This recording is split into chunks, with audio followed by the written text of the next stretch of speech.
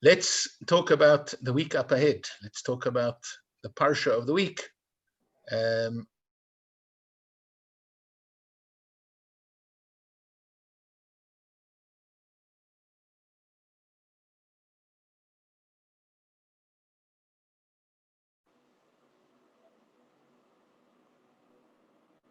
Okay, got myself back on. Okay. The parsha of the week, Parshas Toldos. Now, Toldos means lineage or heritage or generations. It's like one of those words, we've often joked about when they translate words into English, does it actually explain what it means? And here's another one where I think not. They usually say these are the generations of Yitzchak ben Abraham. This Eile told us Yitzchak ben Abraham. These are the generations of Yitzchak ben Abraham. What does it mean, the generations? What does it mean? What are your generations? So we have been taught to think, your generations are your ancestry. But in fact, it doesn't really go into Yitzchak's ancestry.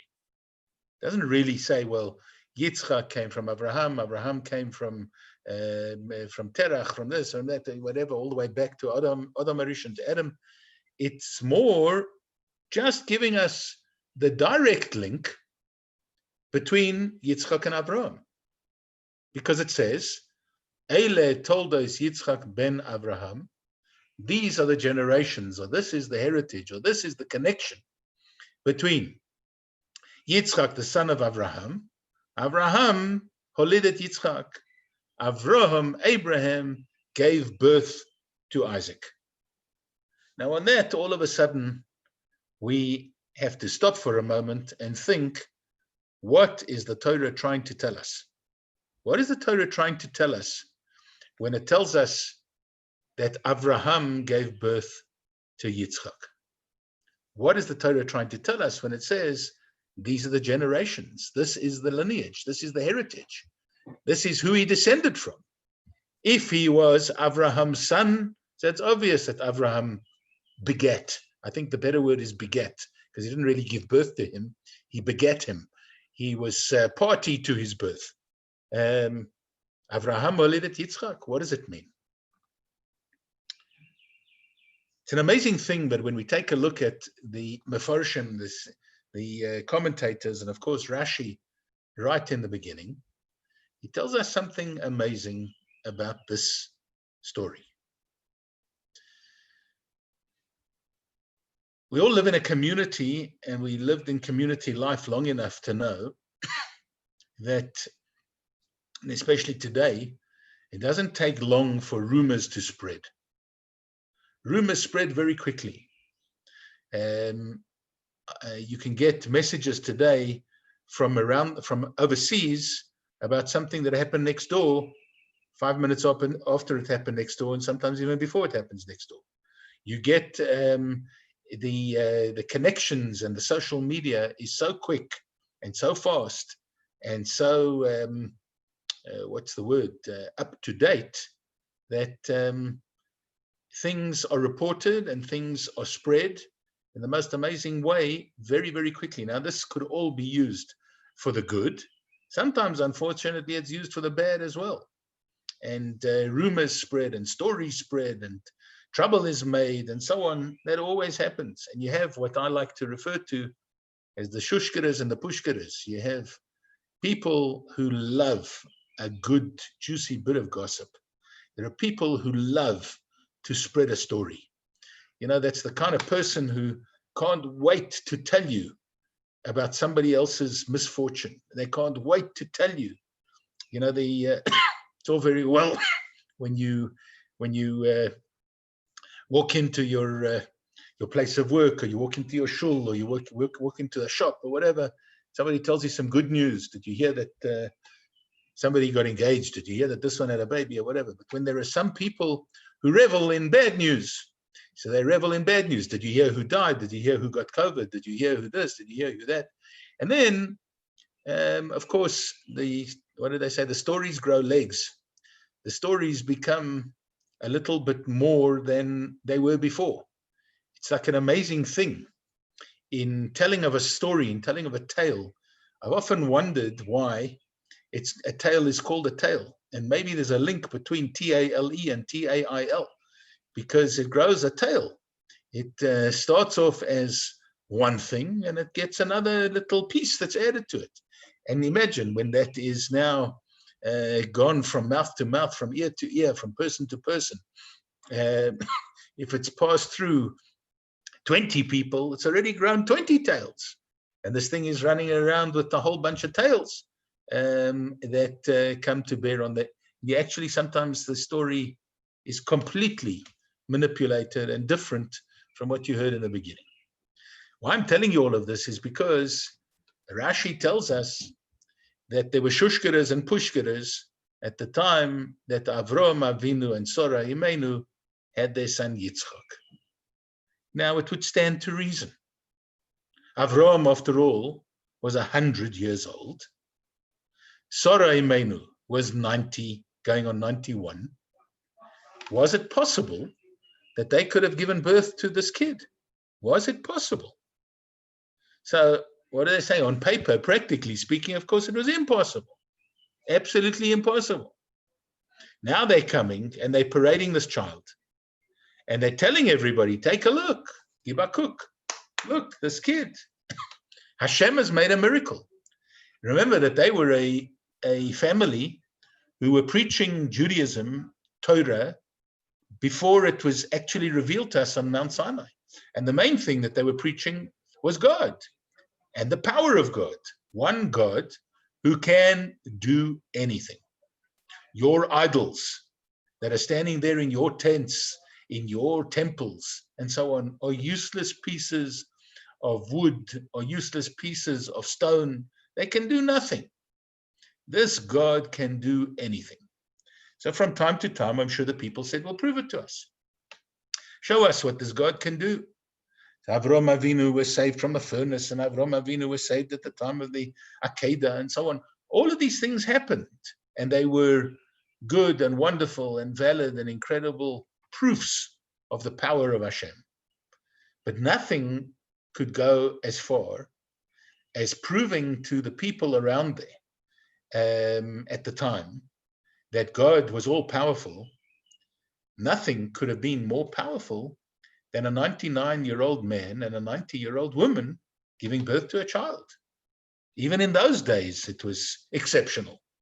We always have a little chuckle about the fact that Avram Avinu was 100, but 13 years before, when Yishmael was born, so when he was 87, it wasn't a miracle.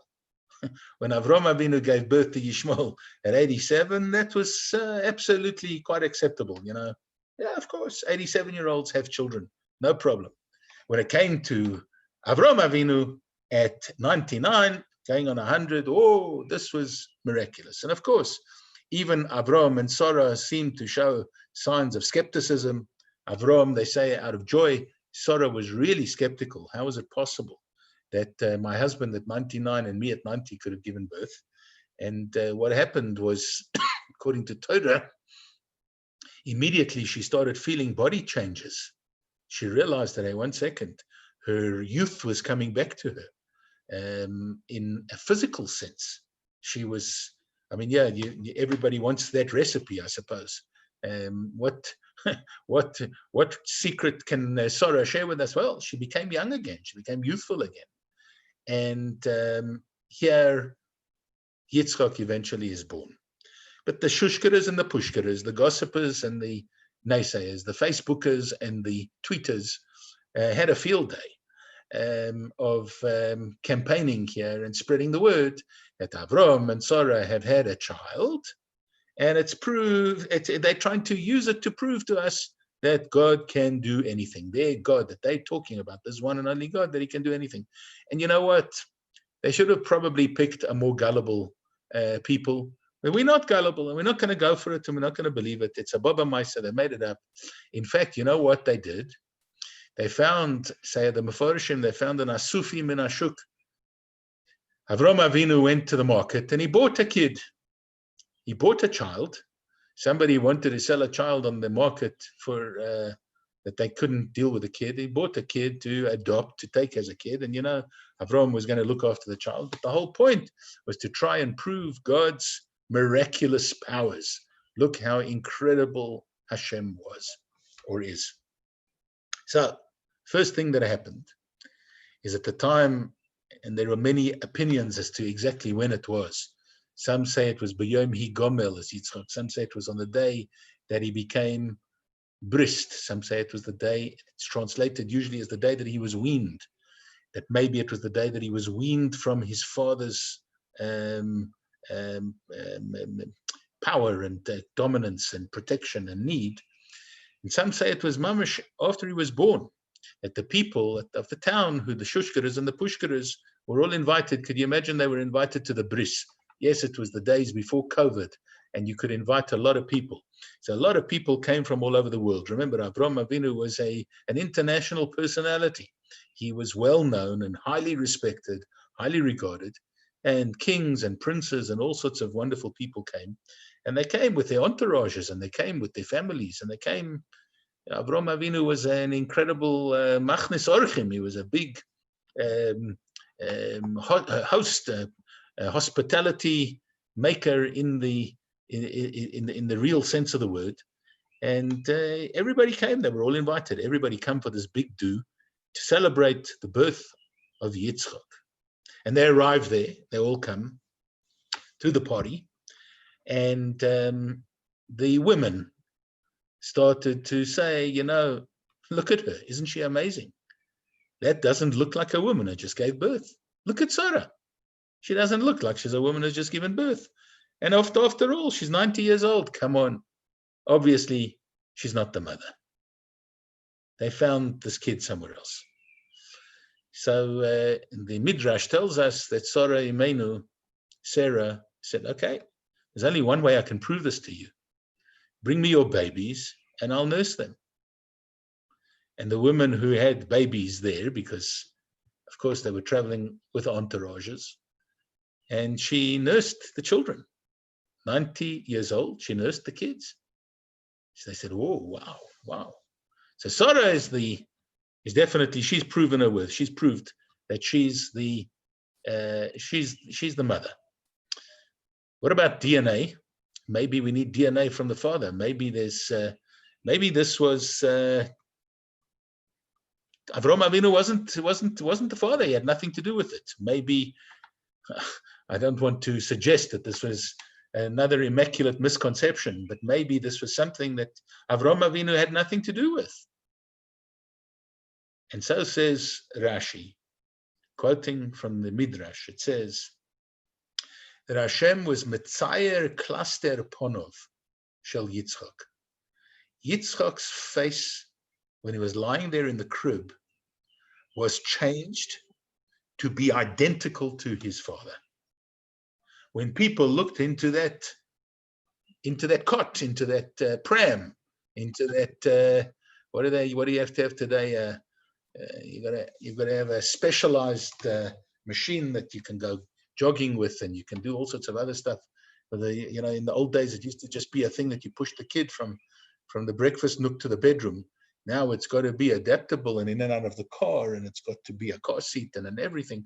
Anyway, they looked into that thing, whatever it was in those days, and they saw the face of Avram Avinu. Yitzchak was the spitting image of his father. And so they took a look and they stepped back and they said, okay, she's proved that she's the mother. There is absolutely no doubt in our minds that he's the father. The kid is exactly like his father. Lying in that crib there, lying in that cot there, lying in that pram is the exact image of Avram Avinu. That's a miniature baby Abraham lying in the pram. Which leads me to think about a slightly different tack on all of this story about Toldos. And perhaps let's fast forward and let's think about, there is another occasion in the parsha where appearances count. So here, right away, appearance has been important. Later on in the parsha, we come to the fascinating, incredible story of Yitzchak giving a bracha to his two sons. Remember, he only wanted to give the bracha to Esau. Somehow he saw potential in his wayward son, and he thought that Esau had and was deserving of the potential and the bracha. And why? Because he was the firstborn. After all, he came out first. They were twins, but he was still called the firstborn in terms of halacha, and therefore what he should have got is what is known as the birthright. And the birthright was and is the spiritual world. He would have been the father of the Kohanim. He would have been the one who eventually his family would work in the temple. He would be the one who would lead the Jewish people and the people that followed Avraham, Yitzchak, and Yaakov, that he would lead them spiritually. This was Esau. And Yitzchak wants to give him a bracha. What happens? We know. Yitzchak, his eyesight has been taken from him. He's blind, or fairly blind. And his wife, Rivka, realizes that if she uses a little bit of trickery in order to deceive and disguise Yitzchak, she probably will get away with it. And so she dresses up her son, Yitzchak. She dresses up Yaakov. She sends him to take food to the father, which Esau was out hunting for, and we all know the rest of the story. He comes in, Yaakov Avinu comes and presents himself before his father. And his father says some famous words, and you probably have heard them before, and you probably know them well. He says, Hakol kol Yaakov, vayadayim yedei Esav. The voice is the voice of Jacob, but the hands are the hands of Esau. What does it mean? Hakol kol Yaakov, vayadayim yedei Esav. Well, we've just read before that Rivka Imenu put the skins, she took the skins of the goats and she put them on his hands and on his neck, so that when the father would touch him, when the father would feel it, he would be convinced. Why? Because Esau was a hairy, rough-skinned guy. He had like an animal skin. You know, it's a fascinating thing, but I don't know if ever you've heard people, God forbid, talking about somebody else, and they said that man is a pig. Ever heard it said that the man is a pig? You know, I think it comes from this week's parsha. The Meforshim say that Esau was a pig. Now, they don't mean the usual sense that we have it, that he was a pig, a fresser, a rough wilde chaya.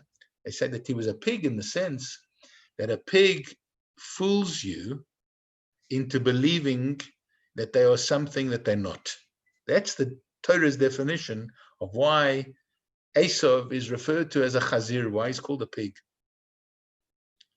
He's pretending to be something that he's not. He is holding out his paws. So they say that the pig, you know, the Torah mentions the chazir in terms of kashrus. In terms of kashrut, the pig is an animal. It's the only animal in the category of its own, in that it has a split hoof, but it doesn't chew the cud. So they say when you're calling a person a pig, and it's not nice, don't go around calling anybody a pig now. But so when you're calling a person a pig, it really means that, like the pig who holds out its trotters, and it says to you, look, you see, they split. You see, I'm a kosher animal. And only when you dig underneath, when you go beneath the skin, when you look inside, do you realize that it doesn't chew the cud. So it's pretending to be something on the outside that it's not on the inside. That's the definition of a pig. So it says Esau would pretend whenever he came in front of his father, whenever he was in a holy space, he pretended to be Mr. Frummy. He pretended to be with the program. He pretended to be involved. He was so interested. He really, really wanted anything. Back at the ranch, as they say, when you dug a little deeper, you realized he doesn't chew the cud. You realize that there is actually something very, very wrong with this guy from a spiritual point of view. He wasn't interested in the spiritual worlds. He wasn't interested in the birthright. He wasn't interested in the kedusha, the holiness. He wasn't interested in any of those things. What was he after? He was after money, and he was after women, and he was after fame and fortune. That is what Esau wanted. He wanted to be, excuse me, he wanted to be a wilde chaya. That's what he wanted to be, and that's what he was. So in walks Yaakov, a yeshiva bacher, a tmimus dike, completely spiritual, soft-spoken, kind, sweet dude who spent his life learning in yeshiva. And his brother has been out hunting in the fields and womanizing and worshipping idols and doing all sorts of crazy stuff. And he walks in now. He's got to try and convince his father that he's actually this wilde chaya.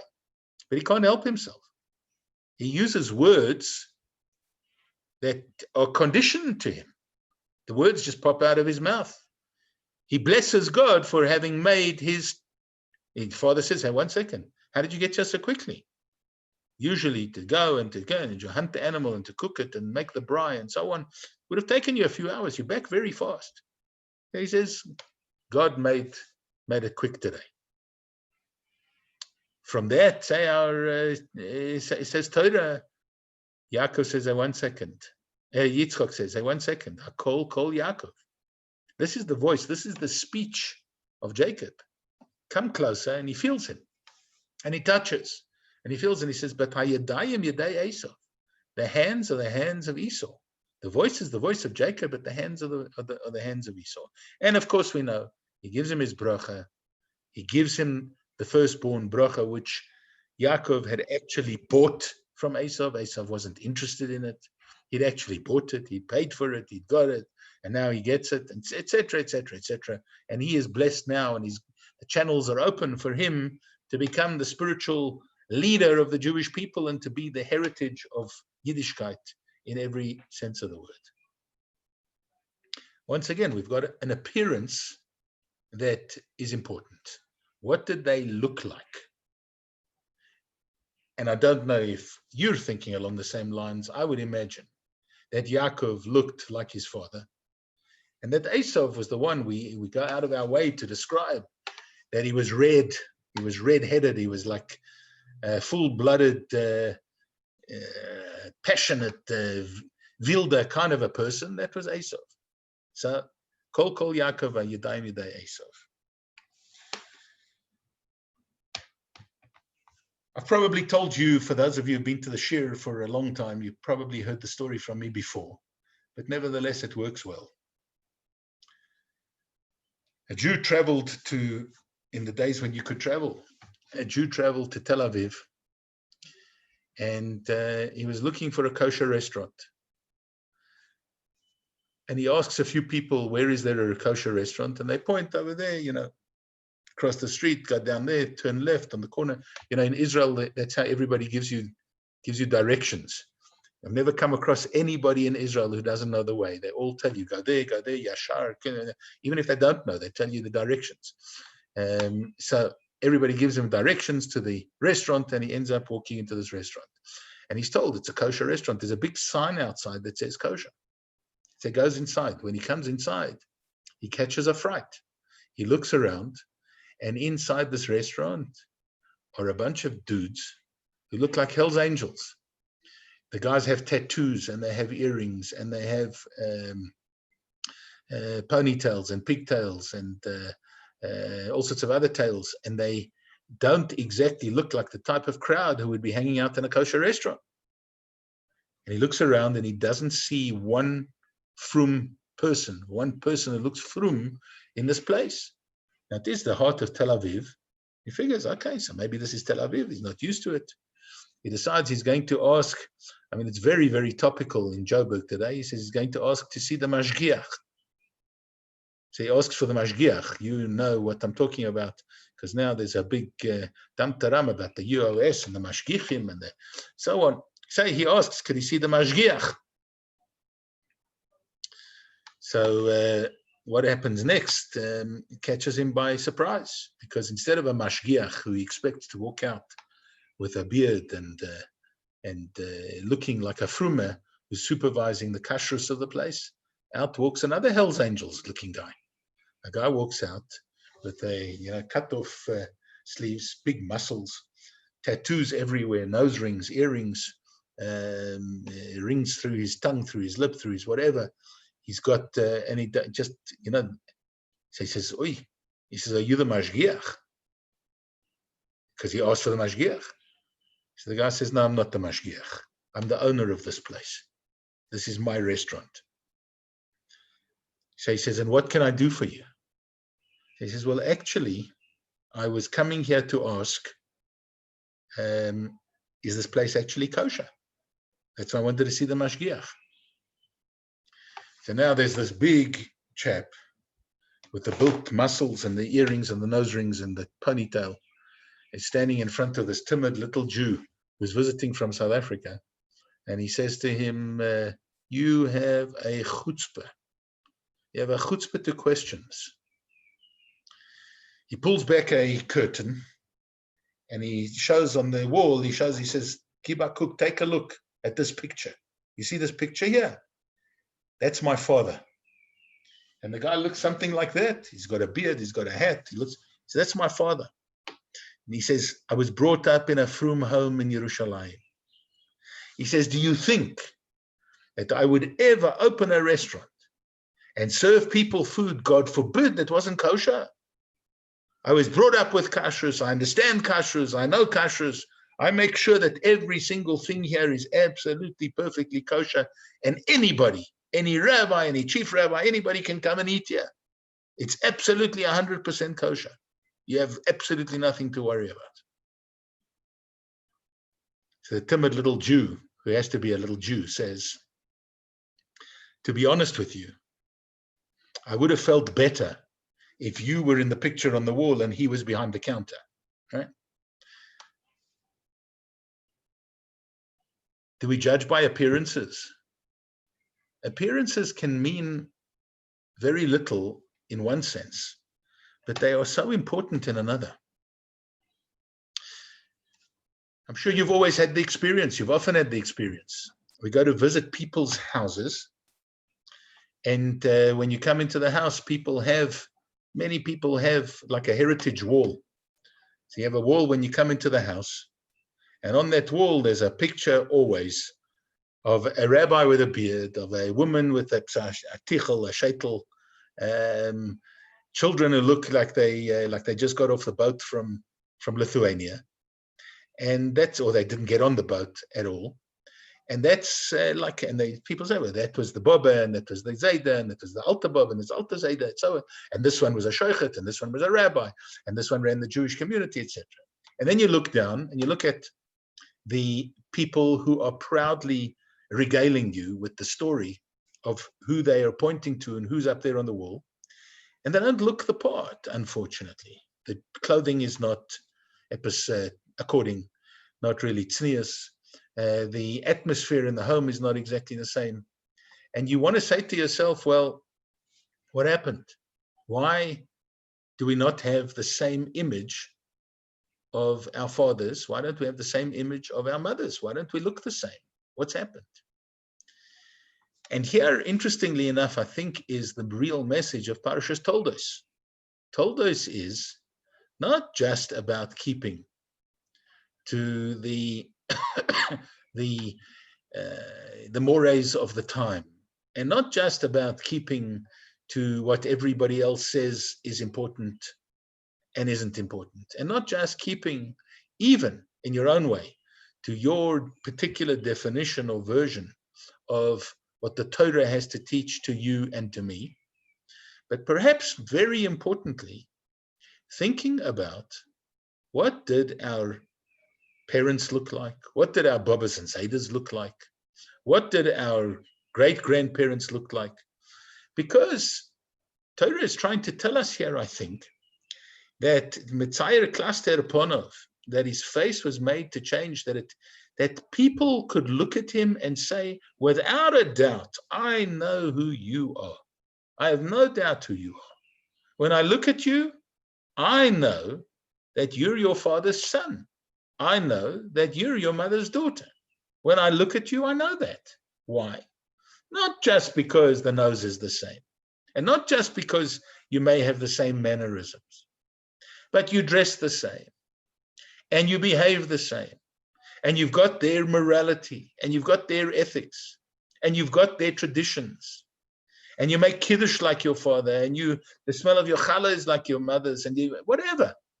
But there is a continuum of all of those important things where people can look at you and they can say, I can see whose child you are. Now, you know, the Shulchan Aruch asks the question, when it comes to the point of kibud avaim.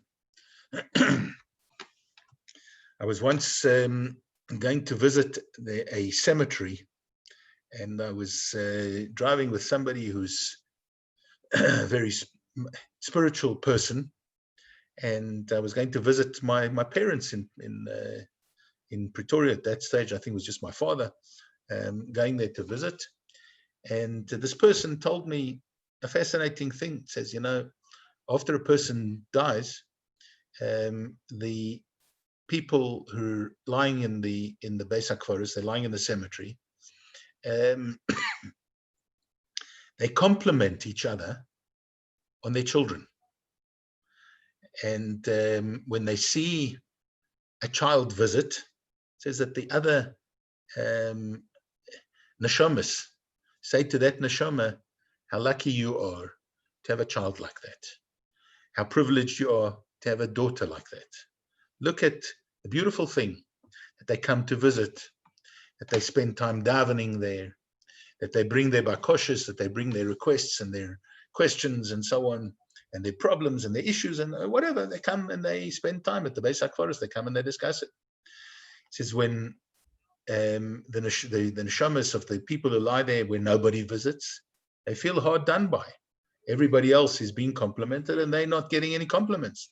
So it's one of the things that the righteous people in this world go around and they visit. They visit even those who they don't know necessarily, as long as you have a visit.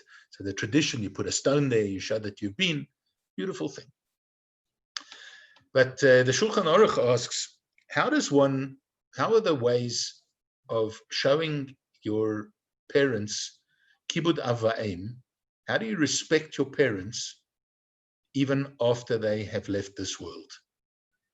Parents have passed on. How do we respect them? And the answer is a simple one and a very, very sensible one. It says, in order to do kibud avaim after somebody has left this world, to respect your mother and your father, yes, you can relate stories about them, and yes, you can tell your children and grandchildren about them, and yes, you can laud them and praise them and thank them forever. You can do all of that stuff. It says the one simplest and most powerful way is just to be a mensch, to be a good person, to do things properly, to do whatever you do and do it well and do it properly. And why, say our sages? Because people are then going to look at you and say, I can see that person was well brought up. That person had a mother. That person had a father. They had parents who instilled in them the right values. They were brought up with a good ethical background and a good, proper, solid foundation. You are giving kavod, you're giving honor to your parents by behaving well, because somebody is going to say, your parents did a good job. Your parents brought you up well. And I think you will agree with me, and I think it's true, that you know, and you look around, we all do, and you can see people who were brought up well. You can see that. You can see it in their character. You can see it in the way they speak. You can see it in the way, I've got, I think Rosalind Sheila will bear me out here. From the town that we came from in Pretoria, when you referred to a person who was older than you, it was auntie or uncle. Now, of course, that came from the Afrikaans, Tannie and Oom, and all of that sort of stuff. But there's a certain respect that you have to have for elders. You never, ever, certainly not in my house, were we ever allowed to refer to a person, a friend of our parents, by their first names. You could if you put the auntie in front of it. You could if you put the uncle in front of it, because then you were still showing them a certain element of respect. But to just use their first name, and just use the first name of a parent, no way. So we are all in, even if it's in that simplistic, simple little way, we're the product of the families that we were raised in. And we're the product of the parenting that was done to us and for us and about us. And we reflect that. And it appears on our faces. And when people look at us, they can see that is a child that had a good upbringing. That's a person who was raised properly by the mother and the father. And I'm sure, I think, that that's what this parsha has got as like a little bit of an undertone here. It's called Toldos. Toldos, we said, what does it mean? Generations. But maybe what it means is breeding. You can see the breeding. You can see the elements of goodness within the child. The face looks like the father. The person behaves like their father did and expected and put into them. The face looks like the mother. The mother's influence is prevalent there. That the child is respectful, that the child behaves itself, that the child knows what's out. And I'm not only talking about children running around in nappies or whatever. I'm talking about people who are grown-ups, and it's evident when a person goes through their lives. It's evident that they were either well or unfortunately not so well brought up. So our task when it comes to Parshas Toldos, and they think about it, it came at the beginning of the Parsha. It comes there with the story of Yaakov and Esau and the Brachas. The appearance is important. While we say, well, appearances are not so important, you can't judge a book by its cover and all of that stuff. But the appearance, to appear and to show that you are what you are, is important.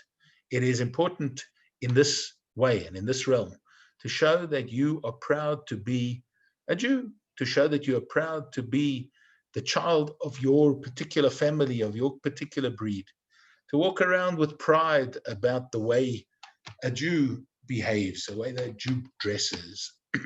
It should be that people should be able to take a look at you or me and so on, and not have an inkling about the size of our nose or any other feature that is usually connected with being Jewish, but they should be able to say, that really is what a Jew is. What a Jew. That's a person who's got such refinement. That's a person who's got such character. That's a person who speaks words of Yiddishkeit. That's a person who shares holy things. That's a person who doesn't spread gossip.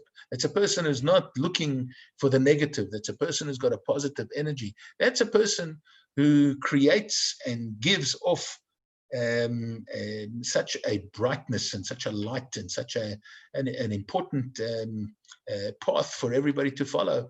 That's what I want to emulate. That's a Jew. That's really what being a Jew is all about. The tziyur, the image that we portray, is of such great importance. And the words are kol Yaakov, that the voice is the voice of Jacob. And Rashi points out that Yaakov, of course, used those words, that God made me successful. And straight away, Yitzchak knew that this can't be Esau. Esau doesn't talk like that.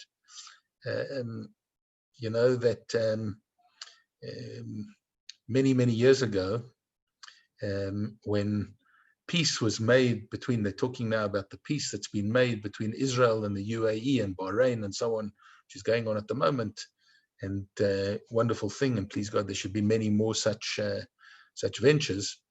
But when the peace was first made with Egypt many years ago, the person who made peace with Egypt, or from the Israeli side, was Menachem Begin.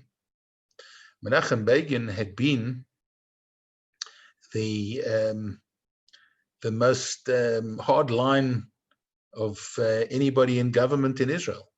And there was a question asked, why did the Egyptians, why did the Arabs, even now, why did they want to make peace? Why did they make peace with the hardliners? Surely peace is easier with, it's inverted commas, say, the softliners. Surely, when somebody's a hardliner and says, listen, I'm not going to take any nonsense and you're not going to push me over, whatever. Those are the guys that have managed to pull off these peace deals, even now. But whether it's Netanyahu or Trump or whatever, like them or hate them, it's an amazing statement. It's just a statement of the effect. Yeah, with Menachem Begin, he was the one who managed to pull off peace with Egypt, and he was a hardliner. The Lubavitcher Rebbe discussed this once in a public forum where he said, the reason why the Arabs were able to make peace with Menachem Begin at this time was because they heard Hakol Kol Yaakov. They heard a voice of holiness. I don't know if any of you ever heard or if you remember the way that Menachem Begin used to speak. He always put in Hashem. Be'ezrat Hashem, Im Yirtzah Hashem, please God, thank God, Baruch Hashem. The name of God was on his lips. And so the Rebbe said, the name of Hashem has been heard in the Knesset all the time from him. And because of that, the nations of the world out there say that that's a Jew we can trust. That's really a godly Jew. But it's got to be through and through. We can't just appear that way. We can't just talk the talk. We've also got to, as they say, walk the walk. We've got to carry it through. It's got to be, there's a nice Yiddish expression, it's got to be durchgetrieben. It's got to be through and through. Wherever you look and wherever you go and wherever you are and whatever you're involved with, people have to be able to say, that's a Jew, that's a Jewess, that's a proud bearer of the image of your parents. That's what they would have been proud of, and that makes them proud. And that's what I think is the underlying theme of Parshas Toldos. Our generations is really our heritage. Our heritage is really a combination of our appearance and our behaviors and so on. And all of these things need to be prevalent in each and every one of us every single day. So with that, I want to wish you a good Shabbos. Thank you for listening and hope you have a wonderful week ahead. Thank you, Rabbi Katz. Good Shabbos. Thank you. A good Shabbos. Take care. Thank you. Keep well. And Mazel tov to Vicky again. Mazel tov. Yes, Mazel Vicky, tov. hello. What's the mazel tov? Got a grandson who's having a bar mitzvah. Wonderful. Mazel tov. On this Shabbos. Yes. Beautiful. Mazel tov, mazel tov, mazel tov. Take care. Thank you. Thank you, Rabbi. Shalom, Rebbe. Sorry? Shabbat shalom. Shabbat shalom. Keep well. Thank you. Thank you. Take care. Good Shabbos. Thank you.